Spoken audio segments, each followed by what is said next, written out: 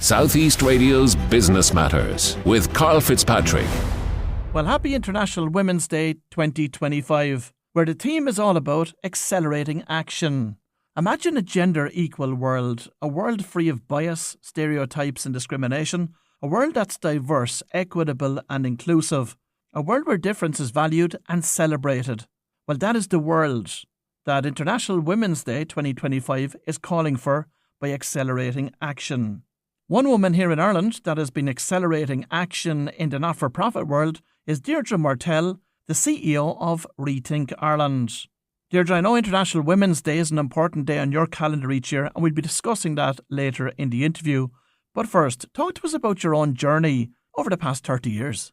Morning, Karl. Well, thank you so much for having me this morning. And I've been involved with supporting social change through non-profits and lots of other ways in Ireland for, I'd say, 30 years at this stage. I started when I was a student in UCC, getting involved with what we call the Women's Rights Action Committee, and we secured the first ever female doctor for students.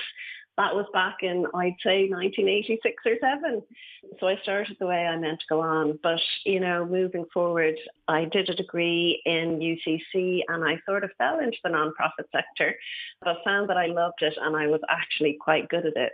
So over the years, I've worked in Oxfam, Barnardos, and then I started working for Declan Ryan. And there's a book about Declan being launched today called Air Dog, so you can read more about him there if you want. But I helped him set up his private foundation. So Declan had made a lot of money through Ryanair. He set up a private foundation and he asked me to lead it. And that really provided the first opportunity to think strategically about how do we try and create the Ireland we all want to live and work in? And when we have significant financial resources available, what are the ways you can do that? And through One Foundation, we managed to do things like setting up Social Entrepreneurs Ireland and Jigsaw as youth mental health services and many other things. And I came to Rethink Ireland from there almost 10 years ago now. And Deirdre, you mentioned that you worked very closely with Declan Ryan, of course, one of the co-founders of Ryanair. What did you learn from working alongside Declan? So I learned an awful lot about risk-taking from Declan because obviously a lot of his work was in the airline business. And so, every time a plane takes off, there's risk. That's the first thing I learned. And so, for every risk, you have to think about there is risk. Life is risk. It's all about how you manage it. But then thinking carefully about when is risk too much risk and how do you decide about your own appetite for risk? Because the risk you might have in retail might be very different to the risk you have in aviation. And so similarly, the risks you might take working with children who are vulnerable might be very different to the risks that you take growing food or something else. And so it really helped me to think carefully about what risk means, to think about what is my risk appetite for this particular initiative. Is it high? Is it low? Or is it in the middle? And why do I think that? You are now the CEO of Rethink Ireland. So what is Rethink Ireland and what type of organisations does it support? So Rethink Ireland is Ireland's National Social Innovation Fund, and that means that we back the best social innovations in Ireland. So those are non-profits who have developed a solution to a critical social issue. It could be in the area of equality, supporting the green transition, educational disadvantage, health, mental health, or even scaling social enterprises. And so we, to date, we have backed 415 of those initiatives in every county in Ireland. Along the way, we've raised a fund of €109 million since 2016. So that is just about 50% philanthropy from companies or families or individuals, and 50% coming from the government, mainly from the Department of Rural and Community Development, who match much of the philanthropy that we raise. So to do that, we open what's called a fund, which is focused on a particular issue. And to date, we've launched 58 funds across those issues. So we're proud to have, just for example, we're proud to have supported over 1,000 people to do the Leaving Cert who would not have been able to get anywhere near that through backing out of school educational interventions that help young people that maybe are excluded from school or can't go to school for one reason or another, disability, social phobias, or other issues, mental health issues or other issues that may affect them. And just because they can't go to school doesn't mean they can't get an education. So we're very proud of that figure. We've also helped over 3,000 people who are very far away from the labour force to get decent work and stay in it. So those are some of the things that we set out to do in Rethink Ireland. And talk to us about the supports that have been provided to Wexford-based organisations. We've supported innovations in every county in Ireland, and we've supported quite a few in Wexford so far. One of those is Commas Design. So Commas Design is in New Ross. I don't know if your listeners will know it. Hopefully they will.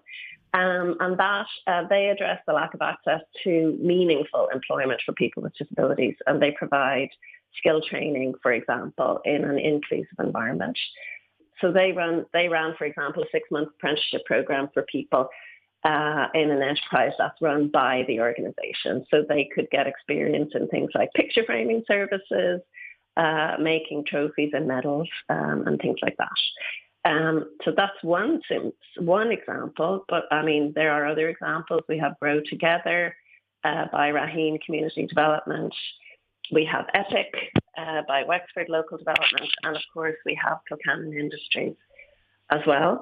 And they also support people with disabilities around training and employment. And they have 6 social enterprises in Wexford, which is amazing.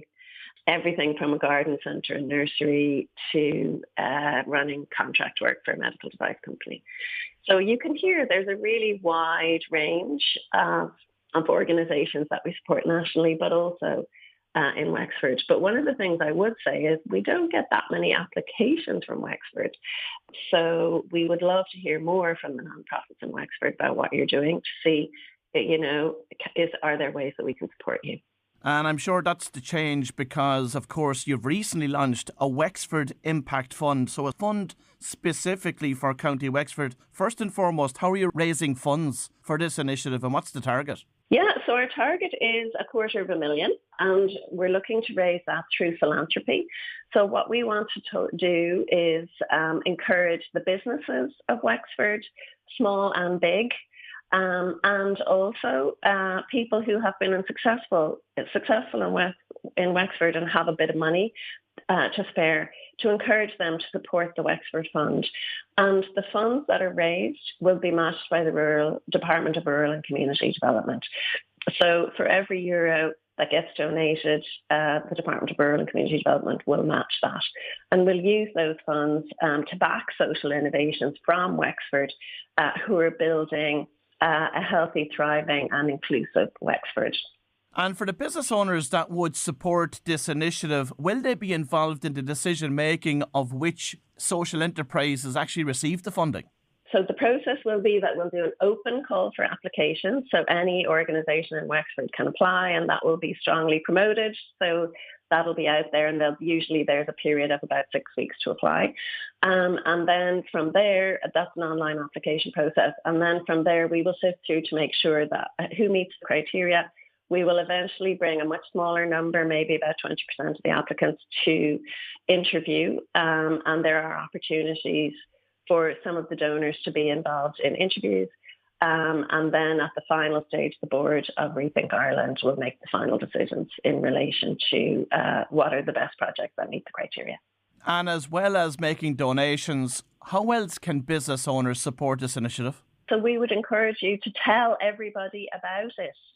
So we want this to be really well known in Wexford. We know that there is plenty of money in Wexford that is committed to making Wexford the bestest place in Ireland to live and work. And so I'm asking you, whether you can give or you can't give, please tell everybody that this is happening and encourage people to think about giving. And is there an opportunity for business owners to provide, let's say, mentoring supports or advisory supports to the social enterprises? Yes, there is. So the successful applicants will receive funds, but they'll also receive support through a capacity building programme. And so that will include access to technical support they might not be able to get otherwise, but also to mentoring and advisory services. And so there are opportunities for members of the Wexford business community to get involved in that and contribute their skills. And if a charity or social enterprise wants to apply for funding through Rethink Ireland, what criteria must they satisfy, and what does the application process actually entail? Yeah, so all of our applications are advertised fully through our social media. So if you go on our social media and follow them, you'll get all the information, and they're also obviously on our website. It's an online application process. Most funds are open for about 6 weeks for applications. So you go in and you answer an online application form, and essentially it will ask you questions like, what's the problem you're trying to solve? What's the solution that you are proposing for support? Can you tell us a bit about how innovative it is relative to others? Can you tell us about any evidence you have that it actually works? And then the questions go on from there. So those are the kinds of questions that you'll be asked through the application form. We always recommend that people don't go in on the last day, because the questions we ask are a little bit different to a lot of other grant application questions. So go in and have a look at the questions. You can go away and save your application form and come back to it later. Sometimes you want to think about the answers. So don't leave it till the last minute. And then from there, as I said, a smaller number are brought to interview, and eventually we make the decisions. An example would be, we have a fund open at the moment called Connected Communities, and we're interested in building social cohesion around Ireland. And, you know, we're living in a time where there's a lot of fear washing around. Internationally, if we just listen to the news every morning, it brings a lot of anxiety. You know, but I think we also have rising fear in Ireland, and we have communities that are becoming polarised around particular issues. And we think, you know, we can rise above this and we can build our social cohesion. So we're interested in nonprofits that have developed initiatives around building social cohesion at community level. And that's currently open for application. So that would be an example. So the Wexford Impact Fund is currently open for donations from businesses and individuals across County Wexford. You're hoping to raise €250,000, and then that will be matched by government funding, bringing the total fund to 500,000. So when do you expect applications then will be open to social enterprises in Wexford to start applying for funding? We expect it will be fundraising through till the autumn, and then we would hope to be opening that in the final quarter of the year. But the sooner we can get the funds in, the sooner we can open for applications. So start putting your thinking caps on if you're there. And Deirdre, as I mentioned at the start of the interview, today is International Women's Day, and the theme for this year's celebration is Accelerate Action. So what does this day mean to you? So to me, International Women's Day is a really important day in the annual calendar because it's a chance to both reflect on where women are in our society, but it's also a chance to reflect on what we can all do to improve the situation for women in Ireland. And the way I think about it is there are two key issues we need to think about. One is, how can we ensure that women and girls have all the opportunities that men have? And I think like Balance for Better Business had its big conference last week, and we still know that there are much fewer women on boards in Ireland and women in senior management in Ireland than there are men. And I think we all know what the barriers are. We don't need new information on that. Carrying extra responsibilities at home and through family life, but also less encouragement along the way, and sometimes not pushing ourselves forward as hard as we could, as hard and as far as we can do. So I think it's an opportunity to reflect on that and to say, what can I do and what can we do? I think the other issue that is important to have on our mind is, what are the ways that smaller numbers of women are very significantly set back? And I think safety and security for women in Ireland is a huge issue at the moment. If I listen to the radio news in the morning, I feel like almost every day in Ireland this year there's been a woman killed. And, you know, I find that deeply upsetting and concerning. Why is it that men are killing women at this rate? And how can we stop it? And for every woman that's killed, there are many more women who experience violence and abuse at home. And so I think the issue of violence against women, I've been thinking about this for 30 years, and it is not going away. So I think there's something very deep going on that we really, really need to think about and address. And so for me, International Women's Day is about thinking about opportunity for women and girls and making sure that we are maximising those opportunities for everybody in our society, not just half the population. But it's also thinking about some of those most basic needs that we all have, which is the need to feel safe in our homes and on our streets. And in terms of opening up the same opportunities for women that men have access to, what do you think needs to be done to drive that? So at the very top level, I think it's about politics, because those are the leaders that we all see every day in the media and on our socials. And I think what happened in the election this year was an absolute disgrace. And you only have to look to Women for Elections commentary on that. So we only have 23% women in the Dáil, which is an increase of only 1% in the last 5 years. And so we're crawling forward in terms of equality in our political representation at national level. And the number of women in cabinet is similarly much lower than I think many people had hoped. So we can't be what we can't see. So I think it's really important for political leaders and those involved in political parties to think very carefully about what are the messages we're sending to the girls, to our daughters and our nieces and our nephews and the girls in our lives when we fail to appoint women to run our country.